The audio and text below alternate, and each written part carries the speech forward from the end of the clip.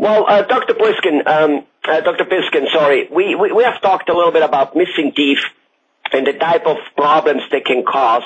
Headaches, shoulder pain, neck pain, ugly looking, and lots of other teeth, maybe because of it starting to be missing, because there's no support there, so they start wiggle-woggling, become ugly, start looking ugly. They shift, and a shifted tooth looks ugly.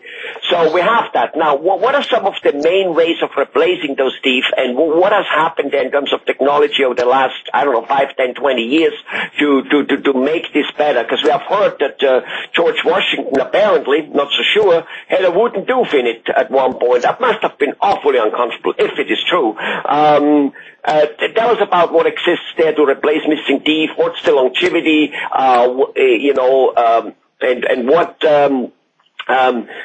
which method would fit better for which situation?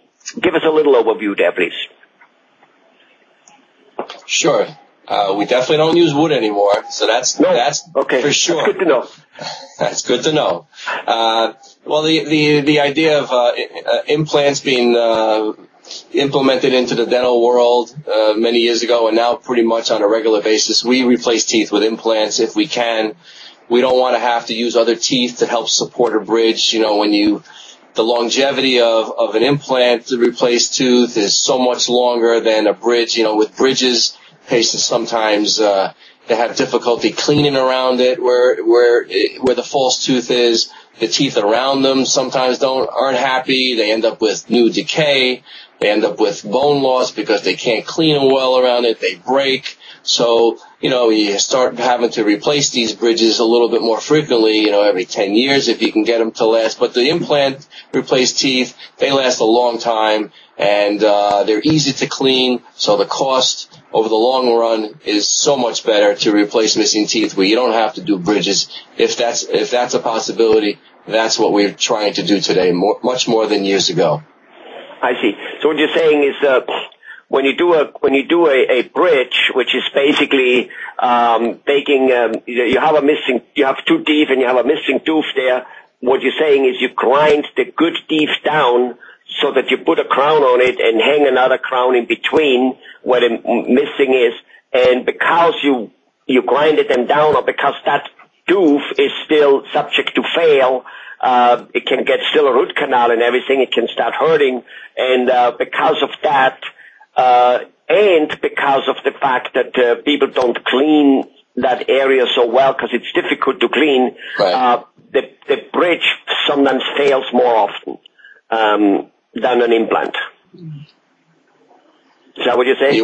I would agree with that. If you don't have to touch healthy tooth structure, we only have one enamel on our teeth. Once we strip that off, and the tooth sometimes is not happy that we drilled on it, and then they end up being painful. They need root canals. So, yes, if we don't have to touch those teeth to use to hold in as anchors to replace the missing tooth, sure, we would rather not do that. And that's where the idea of implants comes in. So when you weigh the cost factor, implants with a crown replacement on a single versus a bridge, it's about the same. Maybe the implant's a little longer, but in the long term, it's going to last so much longer, and it's so much easier to clean. You can use your regular toothbrush and floss with the bridge. It's much harder to clean around that bridge, and the teeth end up becoming decayed sometime because patients get so frustrated, so they don't clean it as well as they should. So the implant is economically a better choice to replace missing teeth today,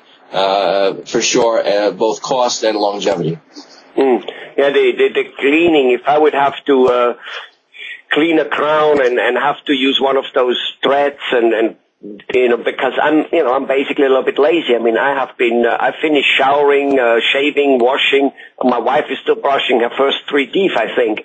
And so I would be one of those people who would be a little negligent in that area and would pay the price by maybe getting gum disease. And you have talked in other videos how devastating gum disease in itself is, never mind that you can lose the teeth about it again. Well, all right. So basically an implant, and the implant in itself, you said, more or less lasts, a lifetime, except if some funny eating habits or some freak accident happens. It more or less just, that metal in that bone doesn't get rejected. It sits there and it's stable and strong and sturdy. Yeah, absolutely right. It is an amazing thing. Even when they say with knee replacements, it's only good for a certain time. We find that the implants in the jaw that we replace missing teeth, really, once they're in the jaw, they're staying there for the rest of your life. It's an amazing process and quite easy to do. Well, wonderful. Thank you very much for shedding some light on You're this welcome. whole situation. Nice seeing you today. Bye-bye, Dr. Piskin.